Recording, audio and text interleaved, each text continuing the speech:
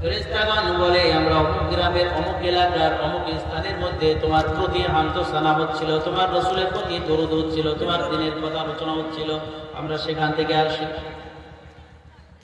বলে তারা কি আমায় দেখেছে? আল্লাহ সুবহানাহু ওয়া তাআলা জিজ্ঞাসা করেন তারা কি আমারে দেখেছে? ফেরেশতাগণ বলেন ইয়া রাব্বাল আলামিন তারা আপনাকে দেখে নাই। বলে তারা কি আমার জান্নাত দেখেছে? বলে না, আপনার জান্নাত দেখে নাই। বলে জান্নাত যদি দেখতো তবে কি হতো? বলে জান্নাত পাওয়ার আশায় দুনিয়াকে ভুলিয়া তোমার দ্বীনের কাজে লাগিয়া যাইতো। এ আমার ফেরেশতা দল, তারা কোন জিনিস থেকে পানাহ চায়?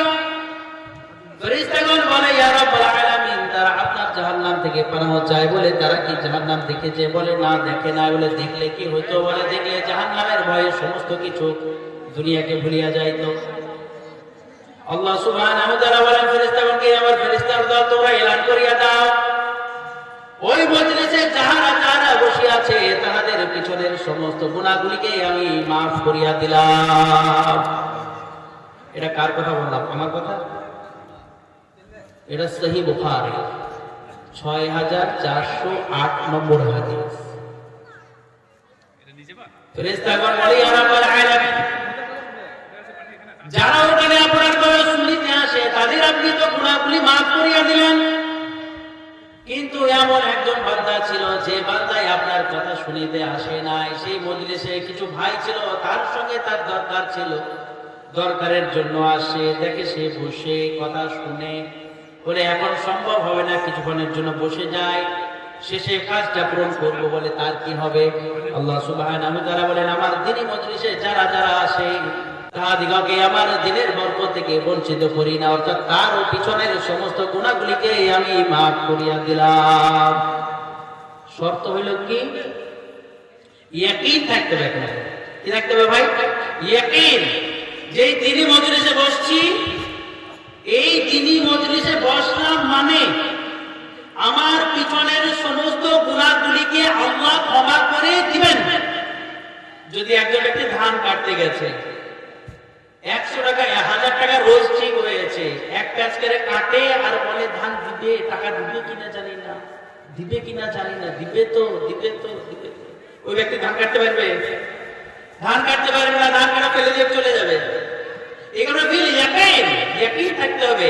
আমার মাওলা, আমার মাবুদ রাসূলের মাধ্যমে ওয়াদা করেছেন যে দ্বীনি প্রোগ্রামে যারা বসবে তাদের পিছনের সমস্ত গুনাহগুলি ক্ষমা হবে। তো হবে ইনশাআল্লাহ। কি বলেন? ইনশাআল্লাহ হবে না? দ্বিতীয় নম্বর হলো নিয়ত ঠিক হতে হবে। নিয়ত হইতে হবে এইটাই যে আমার পিছনের গুনাহগুলি মাফ। বিভিন্ন জন বিভিন্ন রকম নিয়তে আসে। আমাদের নিয়ত হবে যেমন কেউ গরু কিনতে গেছে, কেউ গেছে গোবরের জন্য, কেউ গেছে দুধের জন্য। এখন কেউ যদি গরু গোবরের জন্য কিনতে চায় তো সে দুধ নাও পেতে পারে, তাই না? কারণ দেখা গেল কি এড়ে নিয়ে চলে এসছে। কিন্তু কেউ যদি দুধের জন্য গরু কিনতে যায়, কম্পালসারি 100% ইটস সিওর যে সে গোবর পাবে, তাই না? দুধের জন্য গরু কিনতে গেলে গোবর ফ্রি পাবে না? ফ্রি পাবে। এই কারণে আমাদের নিয়ত ঠিক হতে হবে যে আমরা দ্বীনি প্রোগ্রামে মজলিসে হাজির হয়েছি, আল্লাহর বাণী শুনবো, রাসূলের বাণী শুনবো, আর নিজের জীবনে আমল করব, আর যারা এখানে নাই তাদের কাছে পৌঁছাবো। ইনশাআল্লাহ বলেন ইনশাআল্লাহ। আর তৃতীয় নম্বর হলো জমে বসা। তৃতীয় নম্বর হলো জমে বসা। বাপজি আমার, জমে যদি বসা না হয় তাহলে নিয়ত ঠিক হলো না, আর নিয়ত হলো না তো ইয়াকিন হলো না, আর ইয়াকিন হলো না তো মানও পাওয়া যাবে না।